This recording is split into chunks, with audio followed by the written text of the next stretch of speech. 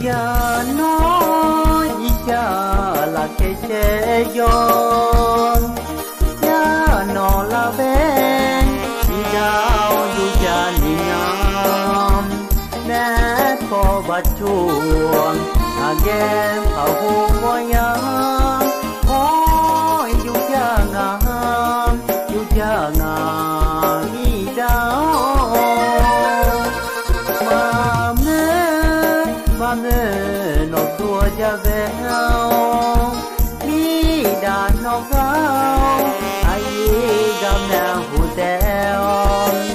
có đã cho nè làm mơ mi đã gao nó yu mo yang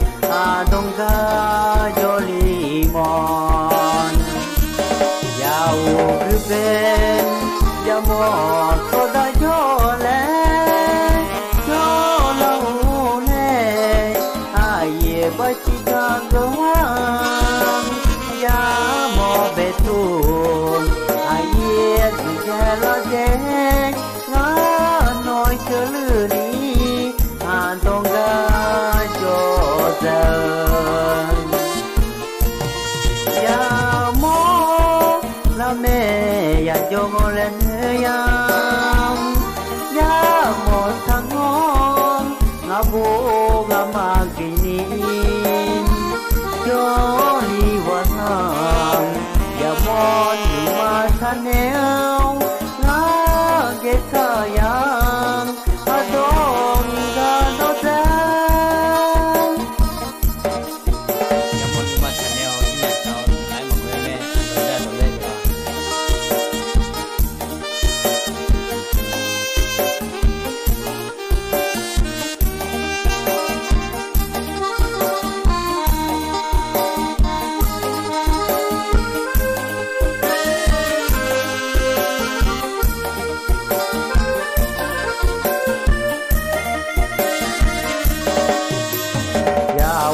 cứ bên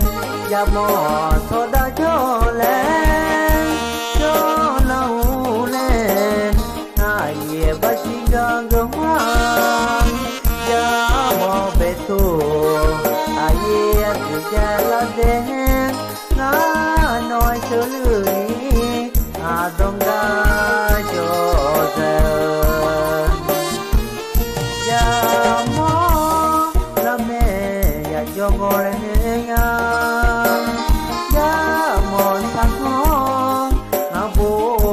mà nhìn cho đi vào ya một mà thân eo cái thà ya